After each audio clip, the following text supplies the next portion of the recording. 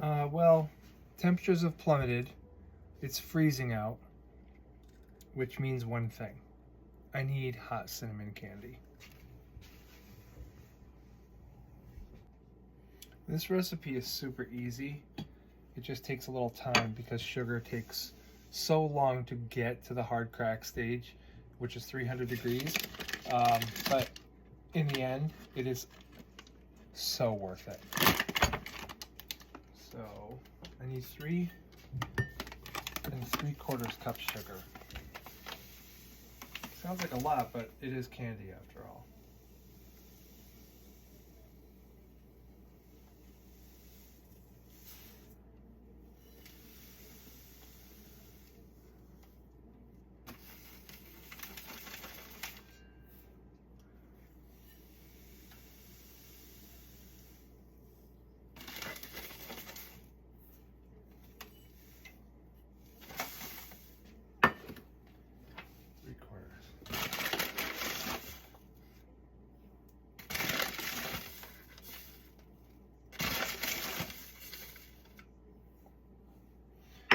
All right, sugar. Now, some corn syrup, light. You don't want to do dark because you want this as clear as possible. Just looks better. Even though you put red food dye in it, it's like, it's a specific looking thing. 1 1/4 cup. Put this lid back on here.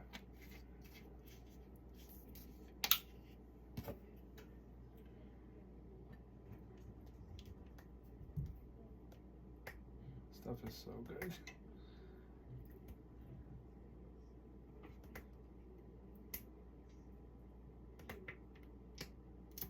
Okay.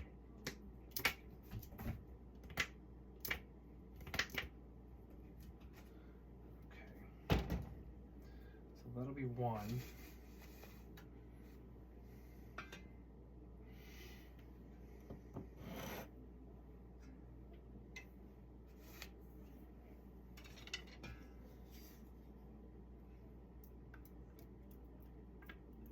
I mean, you can't get every little bit out, so you just add a teeny bit at the end to just compensate for the lost, tablespoon or whatever leftovers. And then 1 more quarter.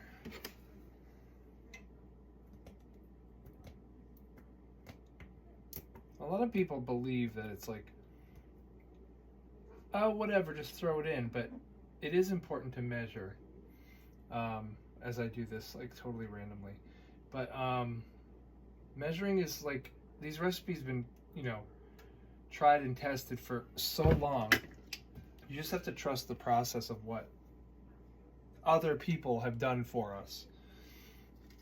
And what I normally do with almost any recipe is go through, if I find an ingredient or if I'm looking for a specific recipe, I'll do a thing where it's like, okay, I'll look at the ones with the top ratings on Google or whatever, and then from there decide which one I'm going to either use or which ones I will combine. Because sometimes it's like, add this little other element which will elevate, and that's what I'm always looking for. Okay, so heat on. I'm gonna do like a lowish in the beginning because I don't want this to scorch. Not good to do with candy.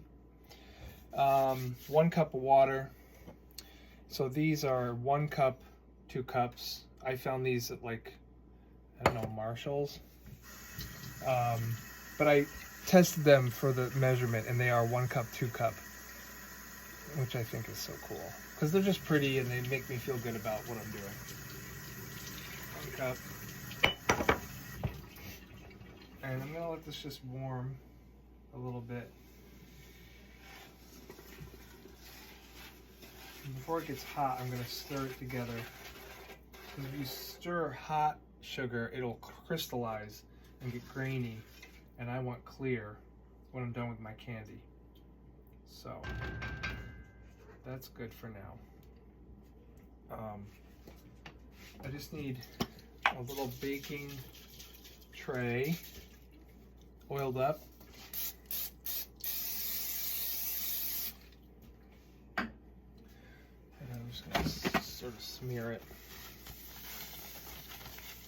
This is a quarter sheet. Should fit right on here.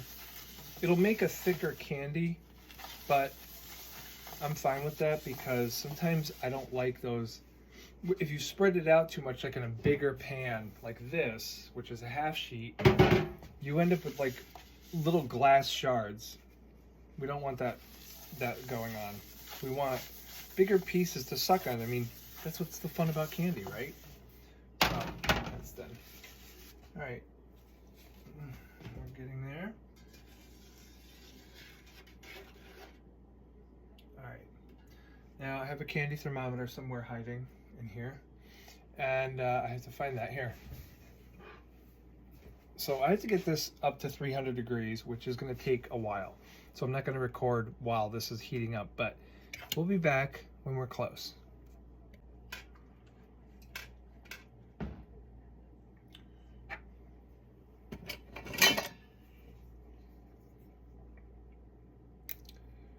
This is my cinnamon oil, and this stuff is very pungent, and you actually, they tell you on these recipes all this stuff, but you need ventilation when you use this stuff.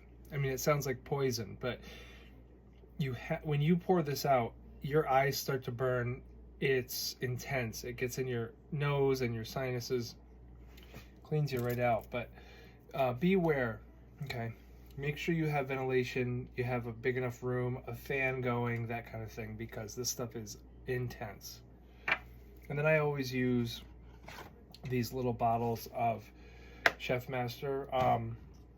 This is the gel food coloring. I really like this much better. It just doesn't dilute anything, doesn't make things feel wet.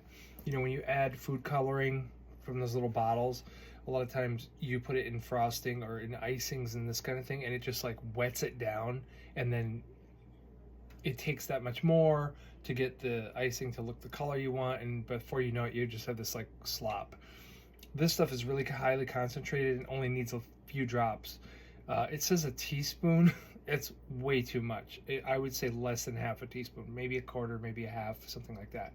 But it's the red, super red, which I love because it makes it so intense. All right, we're gonna hold off until we get to about 295. So we are at the stage where the temperature is about 210 to 220, and this is where it just goes at a standstill for like 15 minutes. It's outrageous how long it takes to go from 220 to 300, but it'll get there, and it just takes a little bit of patience. You just have to keep your eye on it. You don't want scorched sugar, but it'll get there, and we'll get back to it. It's been almost 15 minutes, and the temperature has gone up like about 5 degrees. It is so slow, but it's kind of mesmerizing watching what this sugar is doing, because basically what's happening is the water that you've put in here is evaporating as it boils, and then as it boils it concentrates, and the concentration is what lets the sugar get up to temperature.